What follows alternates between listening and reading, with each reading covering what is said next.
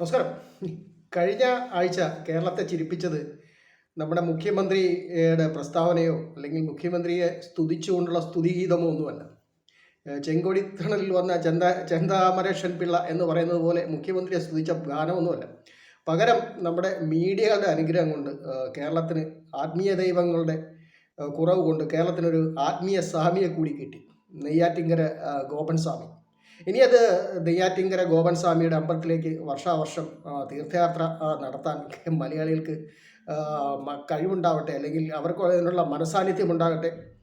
പ്രഷറിനും ഷുഗറിനും മരുന്ന് കഴിച്ചിരുന്ന ഈ സമാധിയായ ഗോപൻ സ്വാമിയുടെ അമ്പലത്തിലേക്ക് ക്യാൻസറിന് വരെ പിന്നെ സുഖപ്പെടുത്താൻ പോയി പ്രാർത്ഥിക്കുന്ന ഒരു കേരള ജനതയെ കണ്ട് കേരളത്തിലെ മീഡിയകൾ നവ്യ മനോസുഖം അടയുന്ന കാഴ്ചകളായിരിക്കും ഇനി പോകുന്ന നാളിൽ കാണാൻ കഴിയും.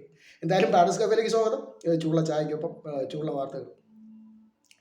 കേരളത്തിൽ വാർത്തകൾക്ക് പഞ്ഞമില്ലാതായിരിക്കുന്നു. അത് മുഖ്യമന്ത്രിയെ വിളിച്ചു കൊടുത്ത ഈ സിംഹം, കടുവ തുടങ്ങിയ വന്യമൃഗങ്ങൾ നാട്ടിലിറങ്ങിയാൽ അവിടെ ഒന്നും ചെയ്യാൻ പാടില്ല. പകരം ഒരു 6 അംഗ സമിതി വിളിച്ചു കൂട്ടണം.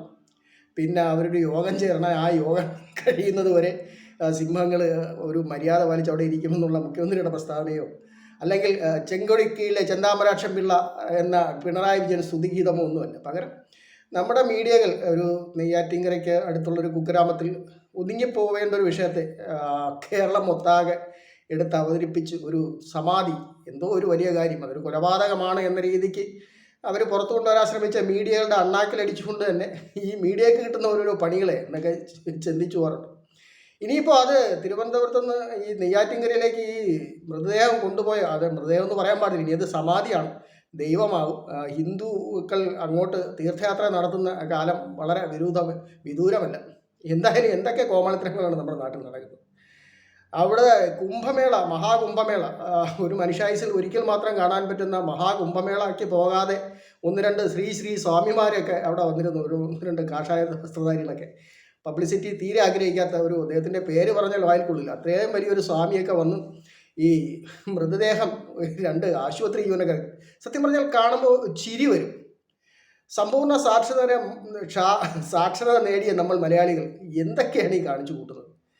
ഒരിക്കലും നമുക്ക് വിശ്വസിക്കാൻ പറ്റുന്നില്ല. അത്ര നീചമായ അല്ലെങ്കിൽ താഴ്ന്ന നിലവാരത്തിലേക്കാണ് നമ്മൾ ചിന്തിച്ചുകൊണ്ട് കയറുന്നത്. മതത്തിൻ്റെയും ജാതിയുടെയും പേരിൽ എന്തെല്ലാം കോമാളിത്തരങ്ങൾ ആണ് നമ്മുടെ നാട്ടിൽ നടക്കുന്നത്. മറ്റുള്ള മതങ്ങളെ വിമർശിച്ചാൽ ഒരുപക്ഷെ അവർ വച്ചേക്കില്ല. അതുകൊണ്ട് ഹിന്ദു മതത്തെ തന്നെ വിമർശിക്കാം, അതാകുമ്പോൾ ആരും ചോദിക്കത്തില്ല.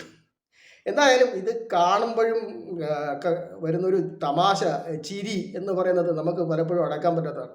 നെയ്യാറ്റിങ്കര സ്വാമി ഇനിയിപ്പോൾ മിക്കവാറും പിന്നെ നമ്മുടെ ഈ ചക്കുളത്തുകാവിലമ്മ അല്ലെങ്കിൽ പിന്നെ നമ്മുടെ ആറ്റുകാലമ്മ എന്നൊക്കെ പറയുന്നത് പോലെ നെയ്യാറ്റിങ്കര ഗോപൻ സ്വാമിയുടെ പിന്നെ അമ്പലത്തിലേക്ക് തീർത്ഥയാത്ര, ഈ 4 അമ്പല തീർത്ഥയാത്ര നമ്മുടെ നാട്ടിലേക്ക് വളരെ ഫേമസ് ആണ്. പിന്നെ തൃശ്ശൂരിലെ ഗുരുവായൂരിനടുത്തുള്ള മമ്മിയൂർ ക്ഷേത്രമല്ല, 4 ത്രിപ്രയാ ക്ഷേത്രങ്ങൾ ഉൾപ്പെടെ 4 അമ്പല ഘോഷയാത്ര, അങ്ങനെ പറഞ്ഞിട്ടൊരു യാത്രയൊക്കെ പലരും ഭക്തജനങ്ങൾ പിന്നെ ബസ് വിളിച്ച് പോകാറുണ്ട്.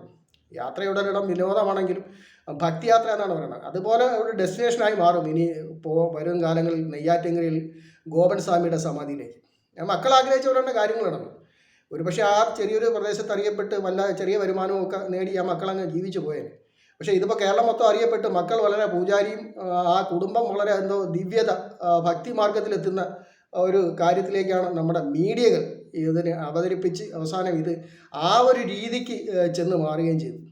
അപ്പോൾ നമ്മൾ വിചാരിക്കേണ്ട, നമ്മൾ എപ്പോഴും തിരിച്ചാണ് ബോബി ചെമ്മോണിൻ്റെ കാര്യത്തിലായിരുന്നാലും ഈ നെയ്യാറ്റിൻകര സ്വാമിയുടെ കാര്യത്തിലായിരുന്നാലും ഈ മീഡിയകൾ കാണിക്കുന്ന അനാവശ്യമായ വിവാദമാണ്, അല്ലെങ്കിൽ അനാവശ്യമായ ഈ PR റേറ്റിങ്ങിന് വേണ്ടിയിട്ട് എന്ത് തന്തയില്ലാതെയും ചെയ്യുന്ന രഥത്തിലേക്ക് ഈ മീഡിയകൾ മാറുന്നത് കൊണ്ടാണ് ഈ കേരളത്തിൽ ഇങ്ങനെയുള്ള വികൃതമായ കാഴ്ചകൾ കാണേണ്ടി വരും.